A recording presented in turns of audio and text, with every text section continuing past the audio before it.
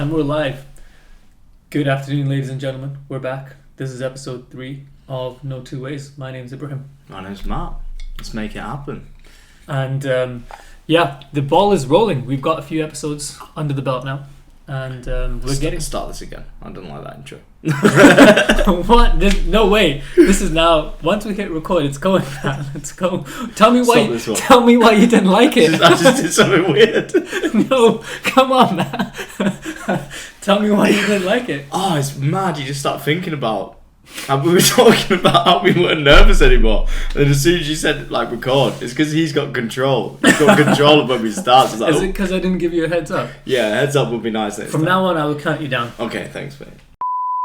3, 2, 1. I go. Hello, everyone, and welcome to No Two Ways. My name's Ibrahim. My name's Matt. And we're on episode 3 now. Yep, episode 3. First episodes. First 2 episodes have been fun. None of this is being cut. Yeah, whatever. But first 2 episodes have been fun. Right? Yeah, and I think I was going to say we're easing into it now. We're feeling a little bit more relaxed, but I can't speak for everyone here. I can't speak at all, so you're going to have to. All right. I'll kick things off whilst you still get warmed up. But we took a little hike out over the weekend. That was nice. And just to get out the city a little bit, which I really enjoyed. Just to get out from all the noise, the pollution, and just to get into nature for a little while. I really like that. And when we were there, I think you were saying something about some of your pet peeves around the gym. I can't stand it. Right, okay, so there's one thing that infuriates me at the gym more than anything else. It's when fat people on the treadmill are holding it, not even walking on it, but they're just grudging themselves up. And if you want to lose weight, just let go of the handles, man. You lose a lot more weight doing that. Wow, this is so I'm thinking if you were a personal trainer, you take more of the military sergeant approach where you're let go of the fucking handlebars, you whale. It's just cheating. It's like going for a run and holding onto a sledge. It just defeats the point. But you're still walking, right? Yeah, but it's quite a steep incline when you're holding on. They're not even sweating. If you're panting and you're whoa, this is intense work. I'm you know what? Fair play, man. Everyone's got to start somewhere. There's people just going walking along, but they're holding on to the sides, and it's not just fat people. Yeah, it's not just. Okay, I thought you did have a personal thing against fat people. No, fat people in the gym are great. They're trying to make a change. Mm-hmm. I respect that. Yeah, I do as well, but not if they're just walking and everyone has their level which pushes them and which makes them grow, but a lot of people don't even get close to the level that you need to get to actually lose weight, and then probably the same people go home and just eat shit as well. So I don't promoting fat beer. Gym's a place for everybody. Right, whether you're fat, thin, I don't know, anything. Or black.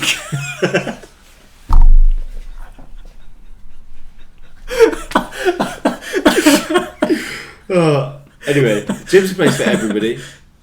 And you should have the opportunity to lose weight regardless of race. Now, this is one thing we have touched on before about you potentially going into the PT fitness trainer route, because obviously fitness is a big part of what you do in your personal interest, but going down that PT route hasn't appealed to you. Having heard now your approach of shitting on fat people, I'm starting to have doubts as well. No, I think I've considered it potentially at times, starting training and training other people, but I'm not in awesome shape. I think I've got to get myself to the standard of being an exemplary model of a really good physique. I need to get myself sorted. This is the exact thinking that I used to have, but then you'll go to the gym and you'll see some of these PTs, right? And they look like they've never worked out in their life. But why? Who's going to listen to them? Imagine but they're getting clients, right? I would never listen to a PT. You said this as well, which I completely agree with. Why would I listen to a PT that's in worse shape than I am? Yeah. Obviously, you're going to tell me how to do things, but I look better than you. Why? How does that? Why would on earth would I listen to you? Now, looking good is one kind of metric, but you could have just incredible stamina or just really good technical knowledge of gym and exercising and workout and nutrition. So it's possible that, even if you physically can't tell someone is really adept and has super levels of knowledge around fitness and nutrition and exercise, they might still have the knowledge about it. And I think of this as like football managers. Sometimes you see them and they're not looking like they're in incredible shape, or that's a fair point. But they have that technical knowledge about it, and that's why they can do what they can do. Yeah. Right? So maybe it translates. And I would probably say that you have more knowledge about fitness and nutrition and exercise than a good chunk of people. So for those average majority of people, would they not benefit from your instruction? Potentially. Yeah, you're right. Because you don't need to be at the pinnacle, right, to coach most people. You just need to be ahead of them. I could advise people on how to get better in the gym. Like, maybe not 90%, but not far off, And most people don't want to get to Olympia level athletes either. Yeah, they just want to get to moderately healthy, which you could easily talk them to. Yeah, I guess it's not as much of an interest. Like, I'm about wellness, but fitness itself used to be my only way of making myself better, feeling good about myself, and not for anybody else. It was a way for me to control my mental health and make me feel good and solid throughout the day. I knew that if I could control fitness, then that was going to give me the best chance of having an exceptional day. But then I've learned, even if you do control that every day, you're still going to have ups and downs. You can't completely eliminate that kind of turbulence in your life. You need ups and downs to have ups and downs. But there are other things that I'm learning which are equally as important in controlling your mood, your temperament, how you're feeling. And those are the things that I've shifted my focus towards, because I've boxed off exercise now. I'll go to the gym 5 or 6 times a week, making sure, depending on how rested I feel.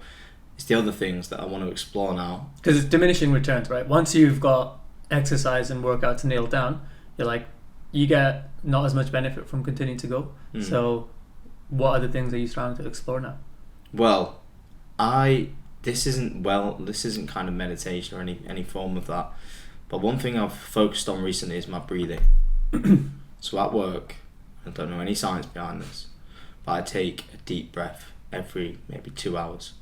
Like, I close my eyes, and I must look like an absolute freak, but I'm just sat there on my desk, and I just close my eyes, put my hands on my legs, and I just take a big deep breath in through my nose and breath out through my mouth. And I do that a couple of times, and it just changes how I feel for the next couple of hours. And then I start feeling like the stress or anything building up, and I just do it again, and it's changed my whole days. I've seen the science behind it, saying it affects your heart rate, and because it kind of down-regulates your nervous system, your body goes from being in a heightened kind of aware state to just being a bit more relaxed and less kind of in a danger response mode. Because I guess work, especially your fast-paced environment, can sometimes feel like high stress. It is, yeah. Very high alert levels. And that breathing exercise can make you feel a little bit more calm and at ease again. It's ways of grounding yourself. So exercise is good for endorphins. It lifts you up. You feel like, I'm going to take on the world today. But then there's nothing that I've got that grounds me at the moment. Really, truly grounds me. One thing is meditation, but that's difficult with time. Another thing is journaling, which I never did, but I did videos of myself, which we've discussed. Keep it like video journals and express my thoughts, which kind of makes me feel a little bit more grounded after. You get that sense of kind of relief. But that's something that I've been exploring recently and that I'm trying to get better at. Do you have any methods to kind of control that? Or I think you're probably less emotional than me. I don't know. I think I've just got a little better at regulating it. So, and I suppose you probably notice it as you go towards these bigger goals, because you're training for this Ironman, your work is really dialed in, and now you're putting yourself in these more challenging circumstances that are going to demand more of you. So you're going to have to expose yourself to more difficult circumstances, and now you need a better way to regulate the added stress and challenge that comes with it. It's like you're increasing the level of difficulty and challenge day to day, but then you need to develop the tools and skill set to manage and deal with this new level of challenge and stress. It's like you're controlling both sides of the wheel, essentially. That made me chuckle, sorry. Like, I'm talking about controlling things. One thing that I struggle with is diet.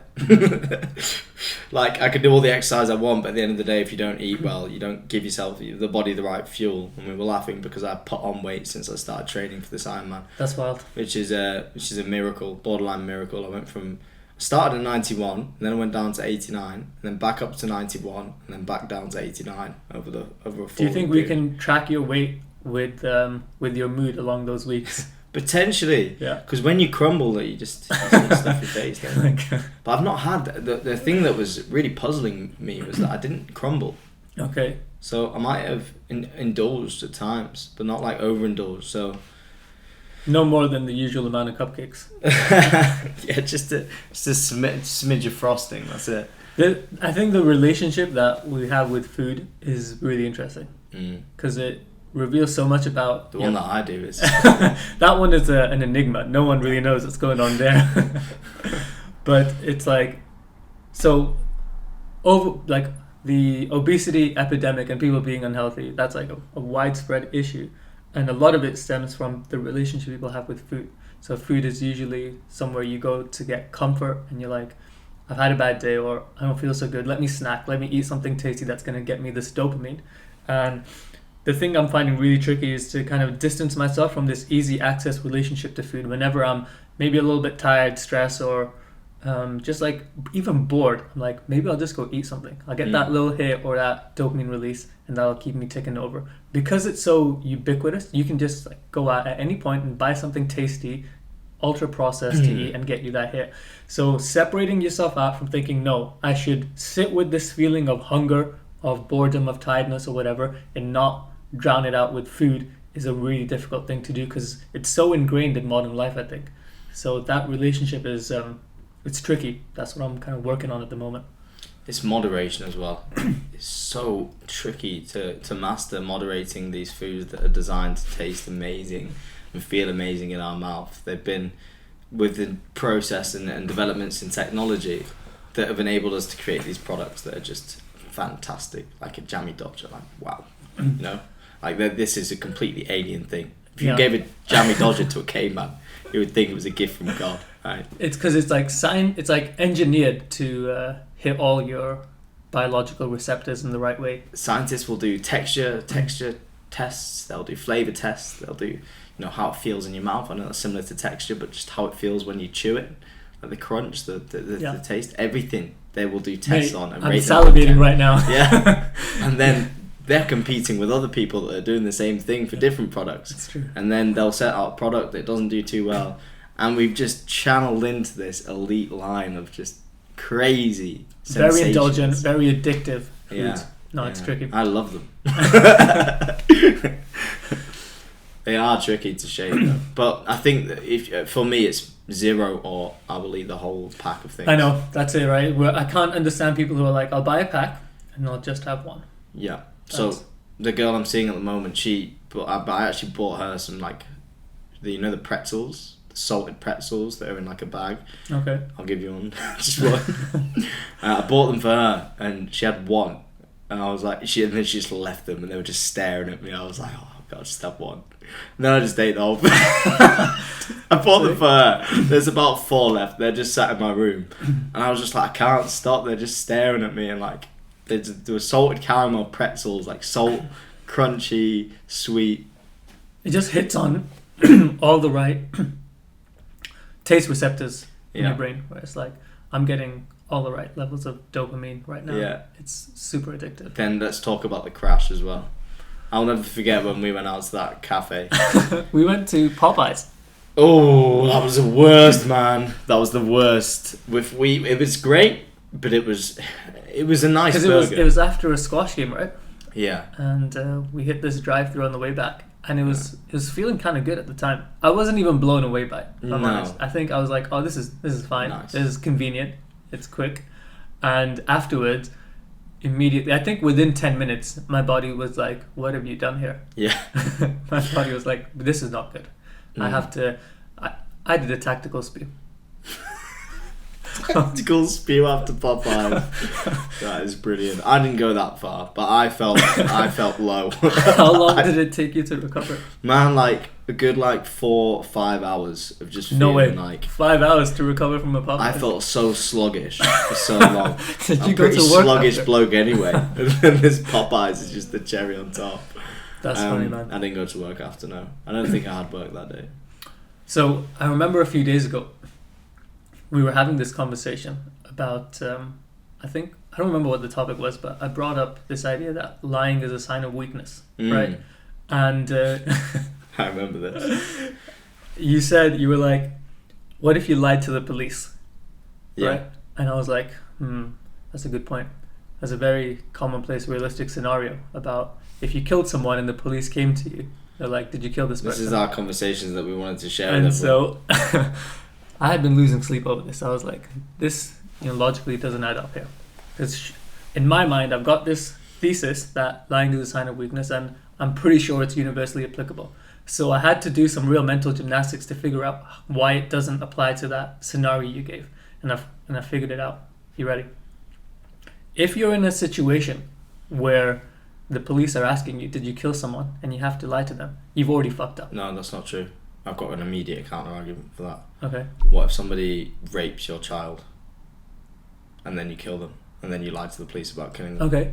That's not a problem. Killing someone is not the issue. Clip that, guys. Kill people. We're going to have a montage of just really unacceptable things where you're like, beat kids, hate women, kill highlights. It's going to be great. But anyway, that's not the issue.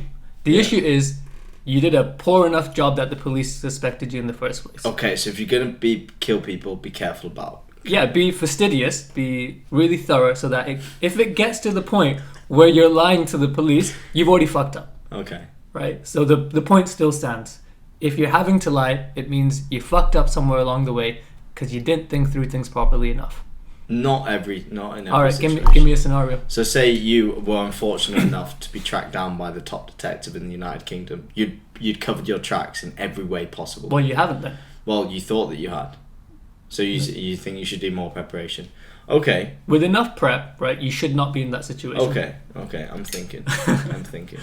Because I feel like this is a very good grounding principle that I use to guide a lot of the decisions in my life. And when you presented that police argument, it really was like, oh no, I have to go back to the drawing board and rethink this thing. I will be able to think of a counter.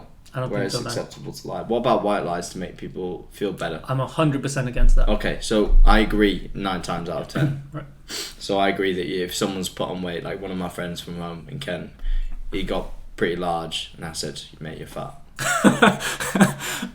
Fat. Again, we're going to clip that. Fat boy, man. You need to lose some weight, come to the gym with me. Right. And I didn't say like you're fat, like go fuck yourself. I didn't bully him about that. You didn't say don't fucking hold on to the bars on the treadmill. Yeah, get your fucking hands off that treadmill. No, I didn't say that. Well, I would have done if he'd put his hands on the treadmill, but he didn't put his hands on the treadmill because he was training with me. I made him better. I didn't say to him, "You're fat." Like, what the fuck are you doing? Which would have been better than not saying anything at all. But I actually took him under my wing, started going to the gym with him, and he lost loads of weight. And he felt amazing. The reason he came to the gym with me was because I called him fat and he felt bad about himself, as he should have done. He was unhealthy. He was out of weight. He was out of breath, like doing the most mundane tasks, and his organs wouldn't have been like, obviously a lot of fat is external. But sure, for his health, that was bad for him in every sense. Did him a favour. You're a hero. Yeah, thank you. But other white lies. I'm trying to think of an example. Like, so you said when you're speaking to a kid, like a really young child, right? Do you think you should always tell them the stone cold truth about everything? Well, I think of it as there's such a thing as tact, where you're not necessarily lying. But you're being a bit more strategic with the truth. Fair. Okay, I'll think of one because you had a few nights to think. Next week, you better have some good examples. Yeah. But it's an interesting one. I've thought about this one a lot, like this idea of lying, and I'm pretty sure it's unlikely you're going to think of something because in the white lie example, right? Sometimes there's this example that I've seen where a woman's getting married and she's in her wedding dress and she asks her dad or whatever, "Do I look fat in this?" And this is a larger woman. In her wedding dress. Yeah. Right. So you're going to tell her on the day that she looks fat. Here's the thing, right? This is where tact. Don't look thin. Is that your approach? No, I would say, what is the question really asking, right? It's not asking if she is fat or not, right? Because the dad can reply with, "I think you look beautiful." Yeah. I was just thinking of that. Like, you look beautiful. So it's not a lie, and it's addressing the underlying question that's being asked. What if she says, "But do I look fat?" But tell me, is my BMI right or not? What do you say then?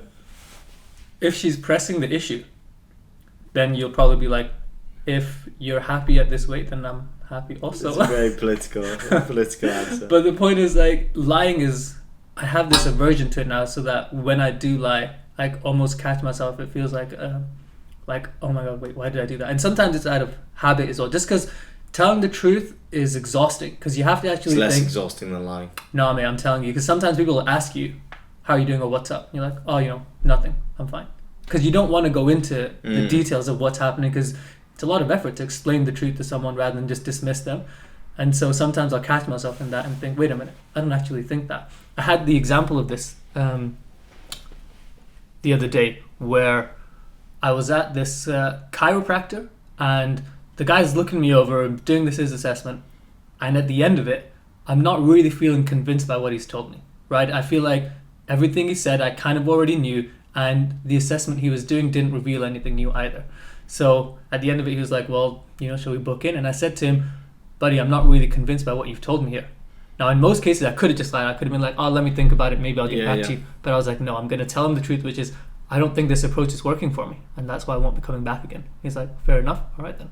And I was like, that's such a better way, because I've also given him the opportunity to maybe explain something I might have missed. Maybe he could have said, oh, well, there were other approaches we can try, or maybe I didn't understand something he said. But if I had just given him an offhanded lie and said, oh, sure, I'll think about it, maybe I'll come back, which is probably what most people would do, the conversation's dead. There's no real room for understanding anymore. Furthermore, that's on your conscience as well. You're thinking later, how am I going to break it to this guy? I'm just not interested. Like, it's better to do it face to face, get it out of the way then, because otherwise it's on your to-do list. Like, I've got to tell this guy that I don't want to go to anymore. But by telling the truth there and then, you've just sorted it out. Whenever I used to lie, I got to a point where I was just like, I'm fed up with this. It's more effort lying than it is telling the truth of things. Because you got to keep track. Yeah, that's the problem. So you got to keep track of your lies, exactly. And I was just in a position where, why am I lying? Yeah. Like, why? Everyone lies, I think, to an extent. Definitely. It's learning how to control and stop lying as much. So I started calling myself out straight after I lied, and I did this for about 6 months, and I stopped lying, or at least made the most progression I had to stopping lying that I have ever done. So if it was just a white lie or a big lie, I was just like, that didn't happen. Yeah, and it was embarrassing. I'd usually exaggerate things, right? I think that's the most common one, is where you're telling a story with friends and it's hilarious because a lot of the time you were there with a friend that's telling a story. I think that's different, right? Because you're not looking to deceive someone, but it's more theatric, where you're like talking stuff up because no one really cares of whether it was one shot or 10. But truth, there's no need. Like, why is that a thing? Like, it's no need to do it. So I just tried to stop doing that completely. Mm-hmm. I really do try to not do that anymore. Have you noticed a change or a difference in your life now that you don't do that? Yeah, 100%. Yeah, it was stressful. It was stressful. About, I think everyone lies especially the prime example is when you're a kid, right? That's where I bet that's where everyone picks it up and then they never let it go. Some people drop off, some people don't. Some people are just compulsive liars, and it's so exhausting to listen to them speak.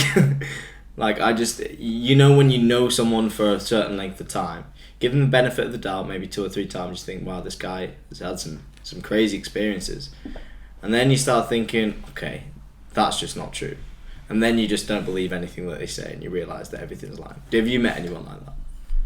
Yeah, I remember you were talking about this. Is this someone that you recently came into contact with? You were telling me about this a few days ago. There is somebody, yeah. Mm-hmm. There's somebody that I know who does it at the moment a lot, and I just can't listen to her speak. Like, is this someone you have to interact with? Yeah. Okay, so you don't have the choice to cut them out? No. That's rough. Yeah. Because usually if someone is like that, I'm thinking, you're out. That's it, we're done. It's just too much work to... Exactly. And she's nice in other areas, to be fair. But yeah. The other point I wanted to kind of piggyback onto this one from was the idea that no relationship is obligatory. Now, this is something I've been kind of playing around in my head, because we think of this, especially when it comes to like the people close to you. family, close friends. But ultimately, that isn't really an obligation that has any real kind of requirements, I think. So if no relationship is obligatory, then surely all the relationships you have are worth a lot more because you've chosen them. Because I hear people complaining about relationships that they aren't happy with, either family, partner, job, whatever it is. And they seem to be unaware that, well, you've chosen this, right? Can you think of an example in which a relationship isn't obligatory, where you have to be there or have to have a relationship with that person? I think the difference is that sometimes you have love for somebody. You have what? Love for somebody. Okay. So say you love your mum, Mm-hmm. but she's a nightmare. That's tough. My mum is not a nightmare, by the way. I love you, Christine. Yeah, it's challenging sometimes because even though they're not obligatory, you still care for them, still don't want to lose contact with them because you're less focused on your personal development. You wouldn't value your personal development over cutting them off and letting them suffer. It's hard for me. I actually struggle to draw the or see the nuance in stuff like this. So it has to really be black and white for me. Yeah. Similar to the bit we opened with about how lying is always a sign of weakness. I have to draw that line. Yeah. Similar to how we think about, maybe last week we were talking about 70% is, or sorry, being at 100% is better than being at 70% sometimes. I think of this as like the same with the values and principles I have. I need to have hard lines about everything, otherwise it gets blurred and then I'm not really sure where things are. Sure. It's like moderation, isn't it? Neither of us agree with that. And so this is the new one that I'm kind of playing with about how every relationship is chosen. And so you forfeit the ability to complain about anything because everything is optional. Complaining's massive, isn't it? Yeah. Because why would you complain about your partner, your family, your You should friend? never catch yourself complaining. I know. As soon as you complain about something, you lose respect for yourself, I think. Or it does nothing but make you feel worse about the situation. I know for some people, they feel like they just need to vent and it makes them feel better. Like they get something off their chest. I don't This is a believe common that. thing I've heard. I don't believe that. You don't believe that No. it works? No. But I've heard this is what women like to do, right? They want to just... Heard that. Who from? I've heard that. Sometimes you just want to unload something, maybe, tough day at work, and you just need someone to say, oh yeah, that sounds bad. This is a common thing. Do you agree with that? Do I agree with that women do this? Yeah, I do. Yeah, and you think it makes them feel better after they've done it? So I've heard, yeah. You're not giving me an answer. Do you believe that? Wait, I don't understand the question. Just anyone. Let's think about... For me personally, it doesn't make me feel better. I don't think it makes it... I can't see how it would make anyone feel No, better. it does. That's a thing. Really? That's 100% a thing. Look it up. I'm gonna so. Does venting make you happier? Wait. Does venting make women happier?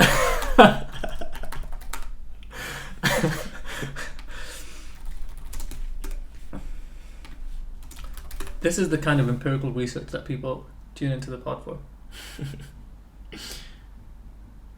Oh wow, this is what Google says. Yeah. It says It's pretty reliable. I mean, now it's AI is kind of linked to the... It says, while some individuals find that venting can offer temporary emotional relief, studies suggest that it might not always lead to lasting positive well-being, especially if it's not followed by constructive action or perspective taking. There we are. So, there's someone that vented to me very recently. Right. And how do you handle that? I'm not very good at being sympathetic. So I was just like, okay, so what are you going to do about it? As you said, like, well, can you not just like support me through it? And I was like, I'm here for you. But, like, and I gave her a hug and like, you're okay. It's not the end of the world. Like, let's stop focusing on the problems and start focusing on some solutions. even hearing you say that right now, Matt, I feel like I'm getting a lecture. Yeah, but it's what are you gonna do? What's whinging gonna do? This is a tough one because I also struggle with this. Like I'm in the same boat where I'm hearing this stuff and I'm thinking, okay, that's great. Now what are we gonna do about this? Because otherwise, I don't just want to hear negative shit all the time. It's like, sure, you might get it off your chest, but I kind of don't like hearing about negativity and whining all the time either. No. It kind of kills my positive vibe. Yeah, sure. And I think you've noticed with me sometimes, I'll kind of say, you're like, why haven't you done this? And I'll start coming up with excuses and then correct myself instantly. I'll be like, that's not the reason. Yeah. You know, I could have time to do and that's great, but I choose not to. It's like we both kind of recognize and hold ourselves to these standards. Because your brain always looks for an excuse. It wants to find that thing that says, oh, it's not our fault. It's somebody else's other thing that's out of our control, but it's always your fault, right? People love to blame external factors for problems that they're suffering with, right? So if it's that I don't go to the gym, it's because I don't have enough time, or I've got these other commitments, or I can't find time to do my washing and my laundry. And it's never because I've not got the drive and the willpower to wake up a little bit earlier and go. And the example you gave earlier about the girl who was on the treadmill. Oh. No, we're done with that. The girl who was venting to you, right? In that situation, right? Most likely, the solution is going to be, this chick needs to do something. It's because she's avoiding something. She herself hasn't done something that's led to the situation. But it's very tough to say that in the moment. It's tough to say, well, that's because you haven't done this, or that's because you avoided this, or haven't looked into this. It's really tough because people don't want to be blamed for their own problems. No matter what you say to them, they've got to learn those lessons for themselves to an extent as well. My parents gave me some really great advice when I was growing up, and I chose to actively not listen to it because I knew that I had to learn those lessons for myself. At the time, you were like, yeah, I'm going to pass on this because I'm going to learn this my own way. Well, one example is drugs. When I was growing up, they told me it was stupid. I did it, and I suffered the consequences. I lost my mind. Really altered my brain chemistry, and I struggle with it today because I was smashing hard drugs from the age of like 13 or 14, and it's really altered my brain chemistry. I'm sure of that. Like, I know the way that I'm feeling throughout the day, and the ups and downs that I have are not normal. But also, like, I don't whinge about it. I barely spoke to it about you. I barely spoke about it with you because there's no point in me saying, okay, I've got these problems. It's about how I can solve these problems moving forward. Exercise is my first one. Routine, making sure I'm top of my laundry. I've got my clean clothes. My room's in order. Making sure I live in a nice space. These are things that are going to make me, when I'm going through my turbulent mindset, are going to make me stronger, more consistent, and be able to manage those things. Yeah, that's a good point. And sometimes I think, where's the other extreme end of that? Where, sure, you don't speak about it at all, but what if you spoke about it in a constructive way? Because I'm also guilty of this, where I will suffer through in silence, whereas if I could just maybe voice these concerns or challenges in a productive way, I'd get some feedback or insight into maybe dealing with it better. Because I used to think I have to just power through stuff alone, but now a lot of the time I'm thinking there's a skill set or knowledge gap that I have in dealing with these problems that I actively look out for and think, all right, where can I get the information to fill in this gap from? But I think especially for guys, it's tricky to kind of expose yourself and be vulnerable and say, hey, this is something I'm kind of struggling with. Do you have any perspectives or ideas for how to tackle it? You've also got to be extremely selective about who you get this advice from. It's true. Because people will give you their perspectives and you might think that that sounds great, but actually it's not great advice. So you've got to make the decision for yourself. You've got to listen. The best way to approach this situation would be to gain insights from multiple people, then evaluate all of them, and then use parts of them to come to your own decision of how to tackle this problem. But obviously something that we struggle with is having those initial conversations with people and asking them for advice, and then listening to their advice is tough depending on who it is. But you know, how many people would you say you have in your circle who you would actively go to for advice? One. Honestly, my mom gives good advice. Oh yeah, that's awesome. Yeah, so that's cool. And then yourself, I feel like you're quite wise. Thanks, that. Trying to think outside of that. It's not that I don't have friends that I really love, but I would value my opinion a lot of the time over their own, and they will know things that I don't know, which is a foolish thing of me to do, because they will have lessons that they've learned in their lives that I probably should listen to, but I'm just extremely careful, because as soon as you allow yourself to trust someone's opinion that strongly, that can completely change your life. It's true. And I guess you know yourself well enough to know what kind of advice you need. So that helps kind of filter stuff out. Yeah, sure. There is advice which I hear, and I'm less malleable than a lot of people. But if I hear some advice from somebody, I will instantly know whether I'm going to take it into consideration. Why, you mean whether if it agrees with you or not? No, that's not true. Because I'm getting much better at listening to advice from people that I don't agree with. It's important in everything, not in just self-improvement, but in discussion, tackling like issues that you believe in and have contrary beliefs in. It's just important to listen to both sides. People are so set in their way of thinking and set in their thoughts and ideas that we spoke about freedom of speech as being lost because we've created this mad society where we just can't communicate freely. It's true. The censorship thing is annoying. I sent you that video the other day about I think it was Brian Tracy, who I recently came across. The guy's amazing. I love how he talks and the ideas he expresses there. He just says things so simply and they kind of just make sense. And he was talking about this idea of law of attraction, which is kind of new to me, which is that excuse me, you attract basically what you are. So if people are complaining that they don't have something in their life, they don't have someone in their life, like they don't have the right people, they don't have the right finances, career, whatever it is, it's basically because they are not worthy or capable of it yet. Because ultimately, and this is the belief I'm arriving at more and more lately, is that everyone eventually gets what they deserve. Right? And if you don't have something that you want, it's because you're not yet worthy of it. So we can think about that in really clear terms of relationships. So people want this kind of partner, right? Someone, they might have all these characteristics they want in a romantic partner long term. But then I'll think, all right, are you someone who's worthy of having this romantic partner?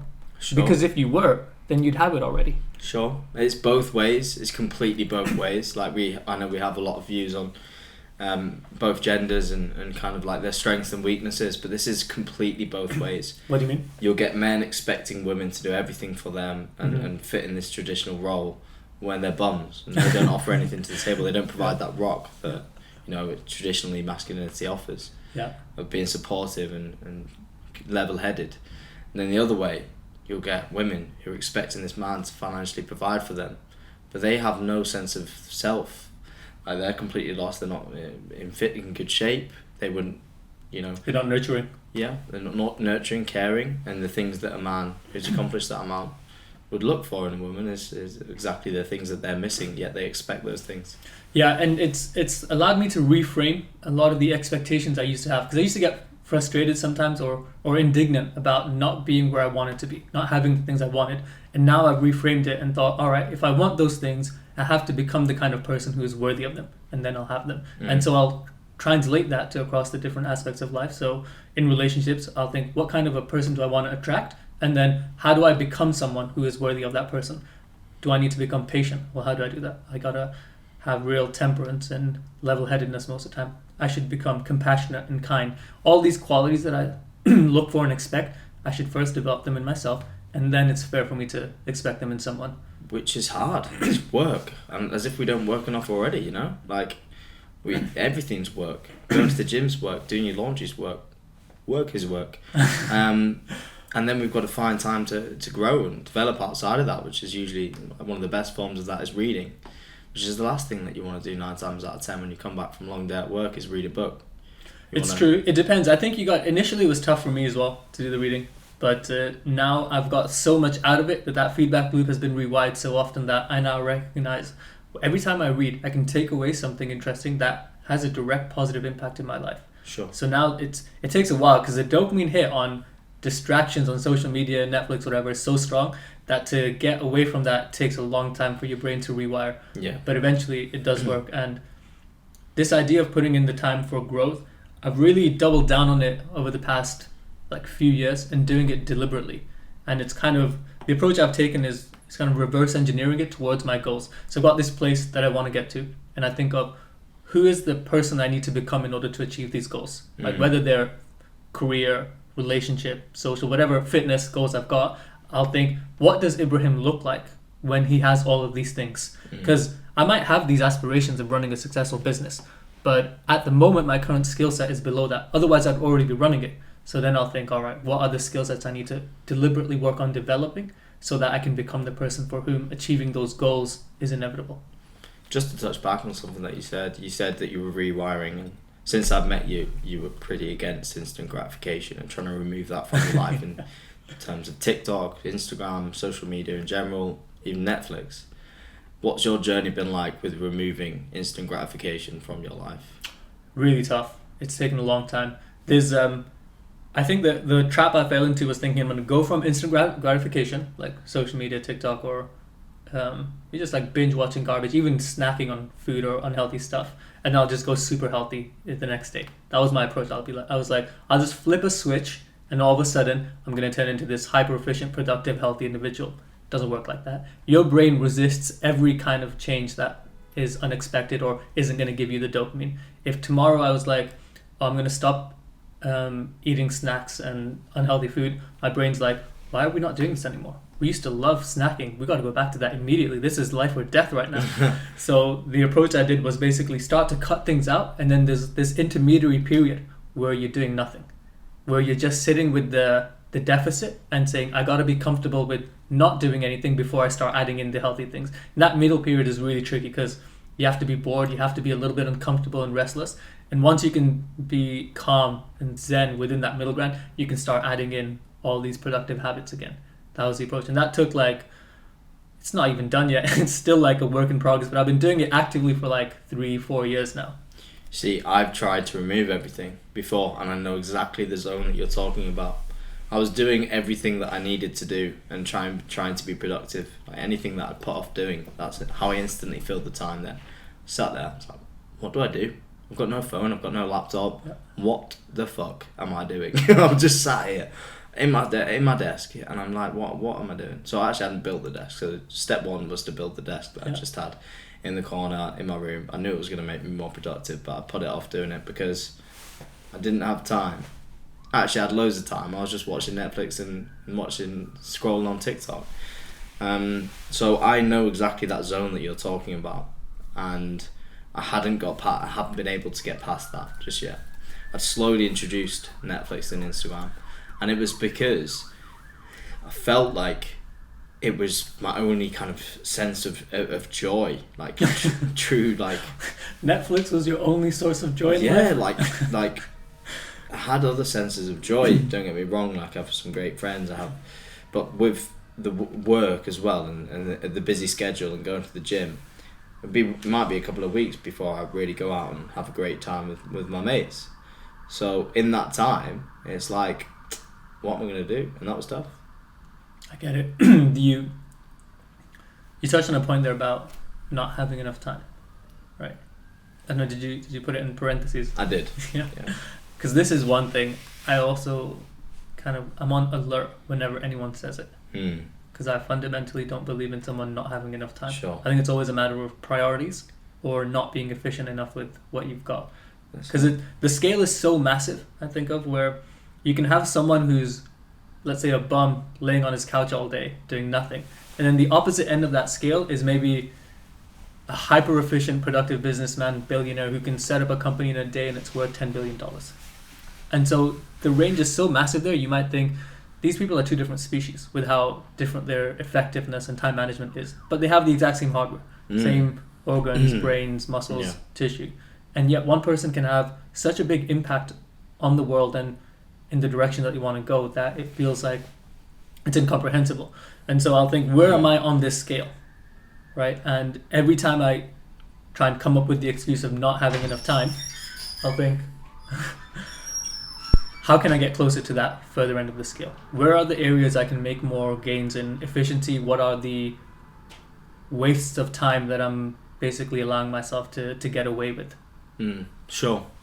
I think, time's a tricky one. Everyone says that they've not got enough time to do things. I think we're okay. Well, I think we're okay. I get one day off a week usually, and we're running a podcast, doing all the editing, adding the music, finding time to do that while doing our training. We go to the gym a lot, but I still think I'm not doing enough. I think it's because you know what your potential is like.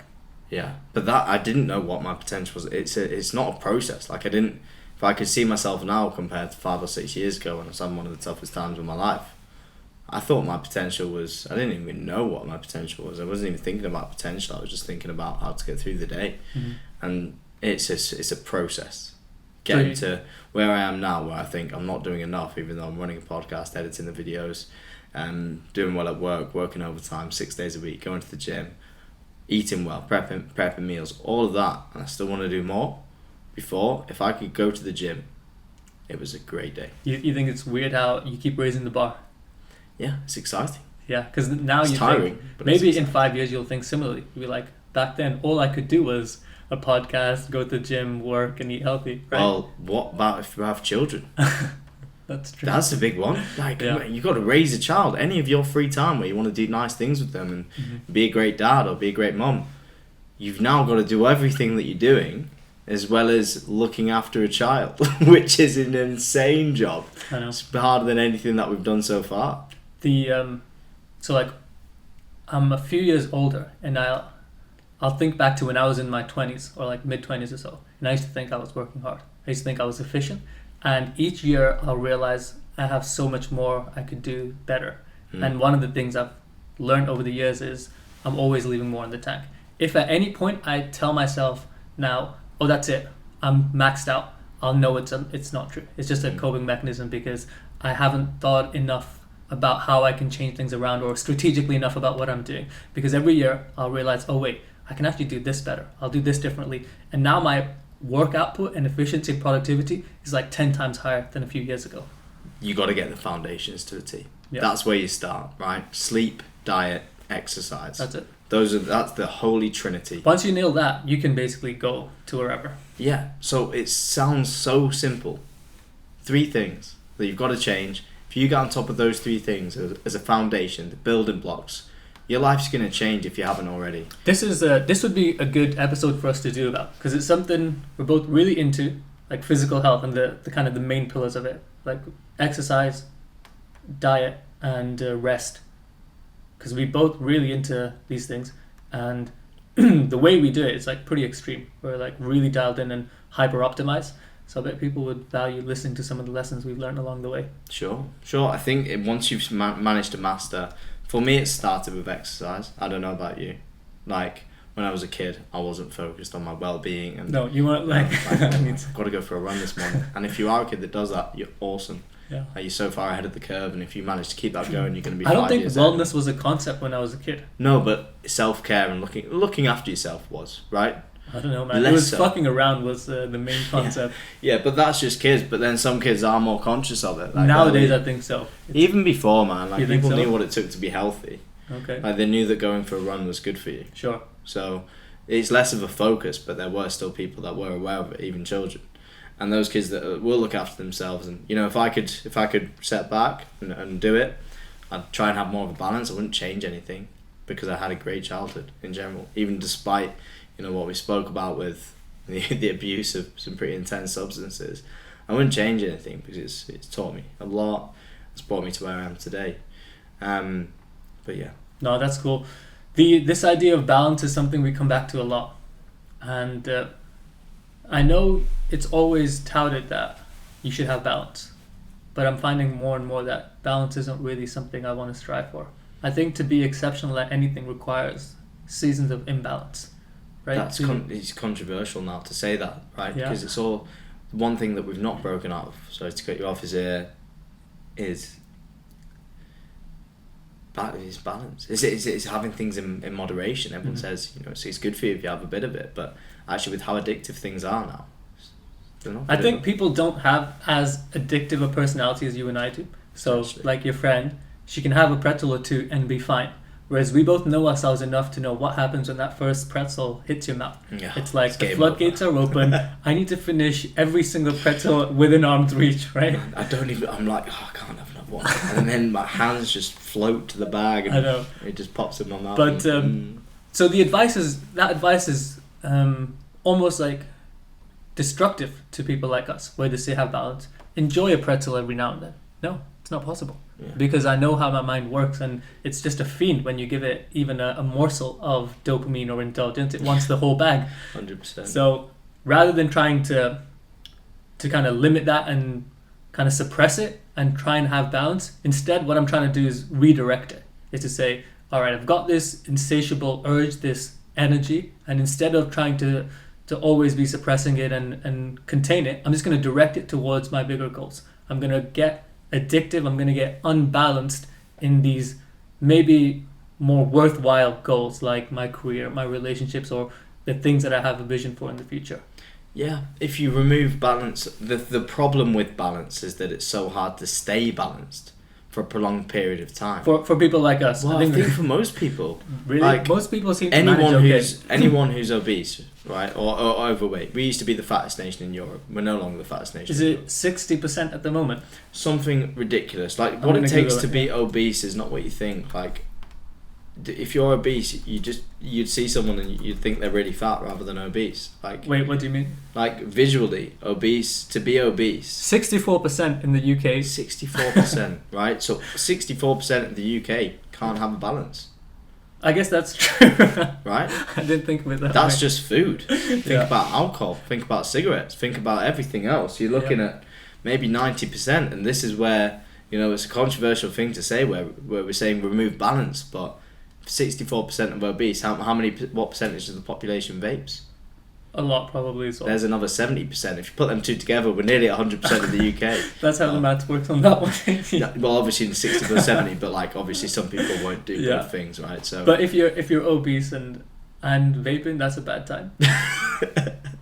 I get what you mean. It's like, how can you have balance when the majority of people struggle to have balance in even any aspect? So social media, Netflix, any kind of thing that's giving you a dopamine response. Who do you know is doing a balanced response to this? The whole capitalism and the whole capitalist society we live in thrives off the fact that they're trying to make us not have balance. That's true. I don't know if that makes sense at all, but it works on imbalance because you get people to eat more than they need to watch more than they need, to indulge in things that are beyond excess. Every social media is made to be as addictive as it possibly can so they can grow and make more money. It is a crazy thing, every food right? is supposed to be nice or really healthy. And to say, have balance towards all these addictive things in life.